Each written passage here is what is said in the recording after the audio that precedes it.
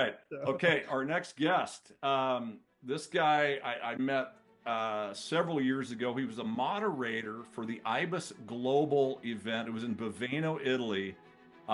Since then, we've become very good friends and have shared many stages around the world. And whenever I seek sound advice and a global perspective on what's going on out there in the world, I ring up my friend Robert. He's the CEO of Business Success Global. He's also an integral part of the International Body Shop Industry Symposium, otherwise known as IBIS, coming to us live from where, Robert? Down in the southwest of the UK. Okay, well, welcome, Robert Snook, everybody. All right. I thought maybe you might be in Turkey. That's 2 weeks' time, Dave. 2 weeks' time. Middle East next week, Turkey the week after. Yeah, so this guy travels all over the place. He goes to all these different IBIS conferences in the Middle East, I mean, Asia, you name it. So tell us what the hell's going on out there in the world. Give us some of your insights from a global perspective, and what kind of trends, in your opinion, can we expect to see in the next few years? Well, it was an interesting exercise, Dave, because you asked me to list the key international trends that we're going to see coming to us. And we only have 8 minutes, I know. I got a piece of paper, I got a pen, and I was still going strong at the bottom of the page, right? So, I counted them up. There was 22 by the time I got to the bottom of the page, and I was only supposed to be listing the key ones. So it's amazing what's going on in the world when you pause and stop and think. So in no particular order, the sort of stuff we're seeing all over the world that's affecting our whole industry is things like consolidation. I know it's been around for a while, but we're seeing cross-border, cross-continent, cross-region consolidation now, lateral as well as vertical.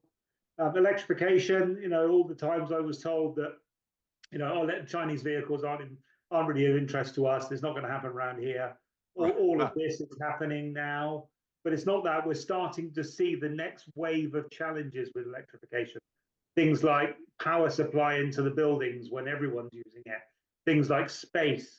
Where are you going to charge vehicles? How are you going to charge vehicles? All of these things that we haven't seen. And of course, we're now looking forward to the second-hand electric vehicle car parks around the world, where sometimes the work provider can send that outside an agency or perhaps a fully qualified trained body shop, and they're free to send it anywhere.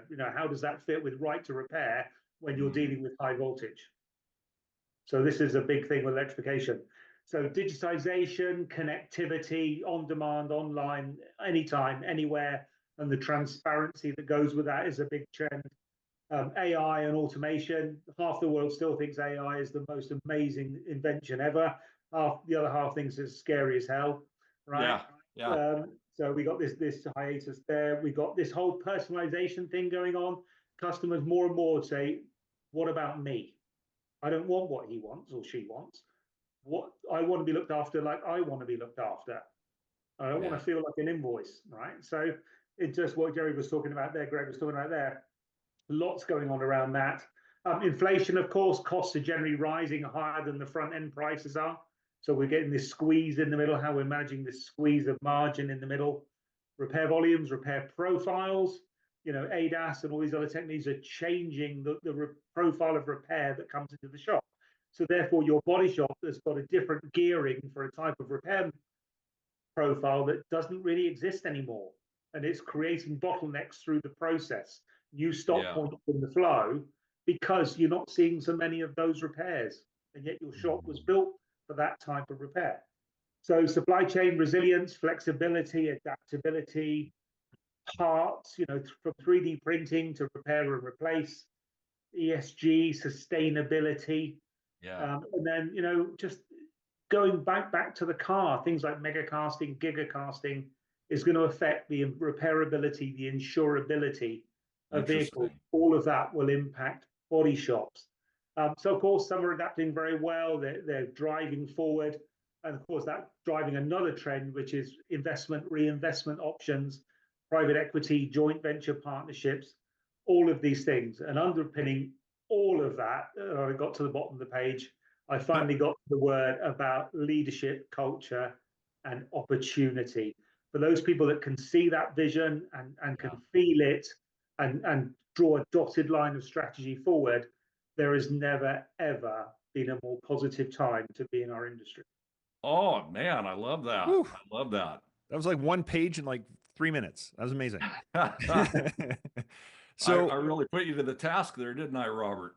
man, I mean, there's a lot to unpack there. For those who might not know on the call, gigacasting, you touched on that. Can you just kind of explain for those who might not be familiar with what gigacasting is and what the impacts of that might look like? Yeah, well, it's an innovation that becomes possible with increased electrification, Brian. So, of course, traditionally cars were made up of mild steel, stamped into parts, and then bolted together. And then, of course, we started seeing things like high strength steel, ultra high strength steel, boron steel, and then we started seeing steel and aluminium composites. Okay, and then we started seeing the first sort of injection molded things like suspension strut turrets, the caps on the top. But Mm-hmm. what this allows us to do with megacasting, gigacasting is essentially the same thing. It's Toyota, Tesla's terminology. It allows you to make sections of cars, so like a whole rear floor pan and corner in a wheel arch. So less parts, less fixing processes, but of course that affects the flow. It affects the flow of the factory and the manufacturing process. You've got to move these huge, great single formed pieces of metal around around the facility and get it fitted into the vehicle on production line. So it's not the silver bullet. It is just the next innovation in saving weight, reducing parts, reducing joining processes. But this is happening now. Hmm. By the end of this year, there'll be well north of 1 million vehicles made brand new using mega gigacasting sections. And then that will grow significantly as electrification grows towards 2030 when it will become a normal part of car manufacture. And what is huge to me is like to think about the impacts on the repairs, on the collision centers when it comes to Yeah, gigacasting. definitely. I mean, there's this whole insurability, repairability, sustainability triangle that people are Mm. navigating around the world in our industry. Because, of course, we're getting these new brands come into market. There often isn't the parts supply chain in a robust enough place. There isn't very often the repair methods that you require, the diagnostic capabilities, the things like ADAS systems. Some are handling it better than others, but it is causing, at its worst, the member of the public to go back to the dealer where they bought the car and force them to buy the car back because they've had an accident and it's simply not repairable. Yeah. Wow. This, I So, mean, this is huge. These have huge ramifications, but I think for shops who want to get a feeling of the pulse of it, tell us a little bit about IBIS. This Yeah. is something that you're deeply entrenched in. This is a resource for shops. Can you tell us a little bit about, why IBIS is so important to the industry? yeah, of course. I mean, look, as I've explained, I think you can see from that list, we're in a time of change, crises. It's when crises used to happen once every 10 years. Now it seems to be every fortnight.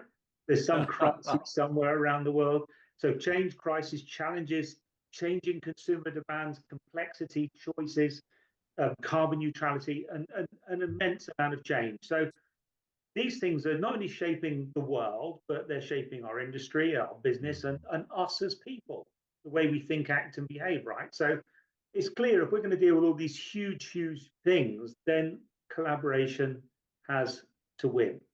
The best collaborators will get ahead, will accelerate quicker, and will go on to form the core of the winners in our industry.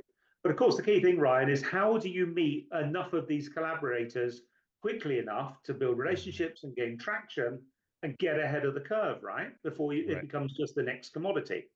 So Hmm.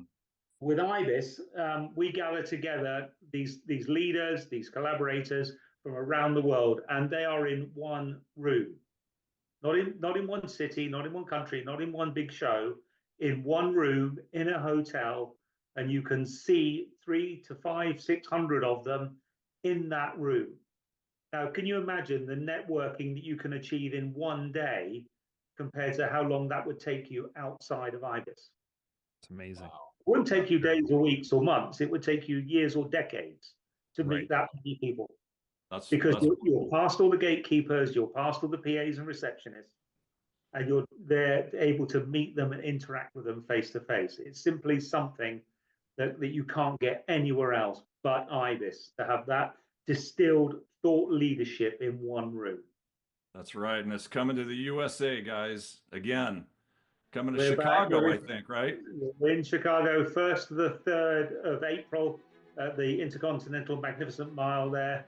Again, great lineup, great agenda. It's all online at ibisworldwide.com. I'll be there. Come along, see what I'm talking about, and understand why the people that are at IBIS are the ones that are already doing it. Learn from them, join with them. You cannot do this alone. Robert Snook, ladies and gentlemen. Woo! Thanks for being here, my friend. Say hi to Viv for me. Thanks, everybody. Enjoy the show.